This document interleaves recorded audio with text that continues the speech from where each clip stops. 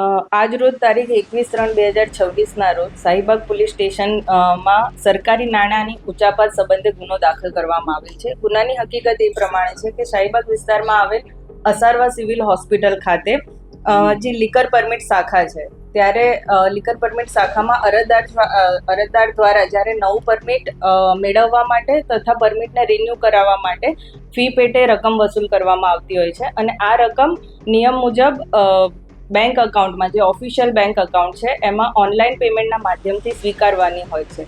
પરંતુ આ શાખામાં કામ કરતા સિનિયર ક્લર્ક તરીકે ફરજ બજાવતા કરસનસિંહ વાઘેલા અને આઉટસોર્સના 2 કર્મચારી નવીનચંદ્ર ડાભી તથા વસંતકુમાર નીનામા આમના દ્વારા અરજદાર પાસેથી આ રકમ રોકડ પેટે લેવામાં આવેલ છે. કુલ 9 અરજદાર છે, જેમના પાસેથી રકમ 1,80,000ની રકમ રોકડ લેવામાં આવી છે, જે ઓફિશિયલ જે બેંક અકાઉન્ટ છે એમાં જમા કરવામાં આવેલ નથી અને પોતાના અંગત વપરાશ હેતુ પોતાની પાસે રાખી સરકારી નાણાંની ઉચાપત કરવામાં આવેલ છે. જે બદલ શાહીબાગ પોલીસ સ્ટેશનમાં ડૉક્ટર જયંત સોલંકી દ્વારા ફરિયાદ આપવામાં આવેલ છે અને BNSની કલમ 316 મુજબ 3 આરોપી વિરુદ્ધ ગુનો દાખલ કરવામાં આવ્યો. જ્યારે આ ડૉક્ટર જયંત સોલંકી દ્વારા આ અંગે રજિસ્ટર ચેક કરવામાં આવેલ, તો રજિસ્ટરમાં ટોટલ 9 અરજદારની એન્ટ્રી કરવામાં આવેલ, પરંતુ એ 9 અરજદાર પાસેથી જે ફી પેટેની રકમ હતી 1,80,000 તે ખાતામાં ચેક કરવામાં આવેલ, પરંતુ ખાતામાં એ 1,80,000ની જમા અંગેની કોઈ એન્ટ્રી મળી આવેલ ન હતી.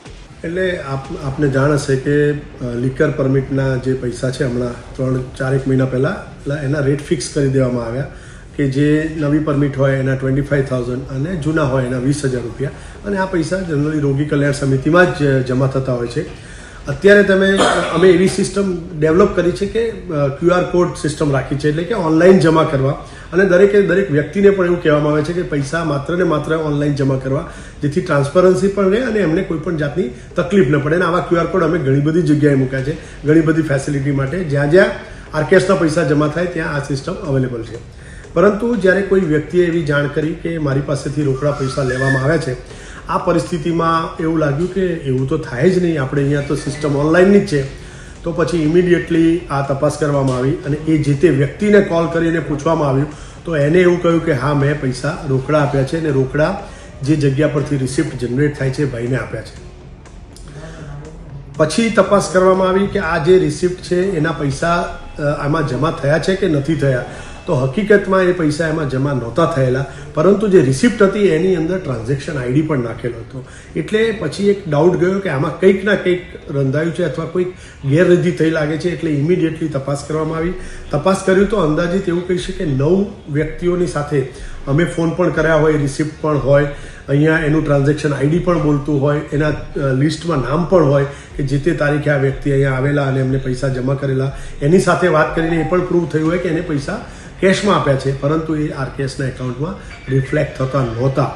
એટલે પછી આ જે વ્યક્તિઓ આની સાથે ઇન્વોલ્વ છે, જે વ્યક્તિઓ જોડાયેલા છે, એ 4 લોકોને છે કે જેની અંદર એક અમારો સિનિયર ક્લાર્ક અને બાકીના 3 એકમાં એક ડેટા ઓપરેટર અને બીજા 2 લોકો જે આની એન્ટ્રી કરતા હોય. એટલે 4 લોકોને પૂછવામાં આવ્યું કે આપણી સિસ્ટમ પ્રમાણે તો આપણે બિલકુલ કોઈ પણ લેવલે કેશ પૈસા લેતા જ નથી, તો આ ટ્રાન્ઝેક્શન કેવી રીતે થયા? તો એમને પણ આનાકાની કરી માનવા તૈયાર નહોતા અને એવું કહેતા કે ના, આપણે ઓનલાઈન જ લઈએ છીએ. પરંતુ આ ગેરરીતિ સામે આવતા પછી FIR કરવામાં આવી. રાત્રે FIR થઈ છે અને ઇમિડિયેટલી 5 મેમ્બરની કમિટી બનાવવામાં આવી, જે હવે સઘન તપાસ કરશે કે આ વસ્તુ કેવી રીતે થઈ, ક્યાંથી ચાલુ થઈ, અને સિવિલ તંત્ર આ ગેરરીતિને કોઈ પણ લેવલે એને છોડશે નહીં અને ડેફિનેટલી સિરિયસલી ચેક કરવામાં આવશે અને જે કોઈ પણ વ્યક્તિ આમાંથી જવાબદાર નીકળશે એની સામે ખૂબ જ ગંભીર શિક્ષાત્મક પગલાં લેવામાં આવશે. આવા જ અવનવા વિડીયો જોવા માટે ફોલો કરો IN Seconds.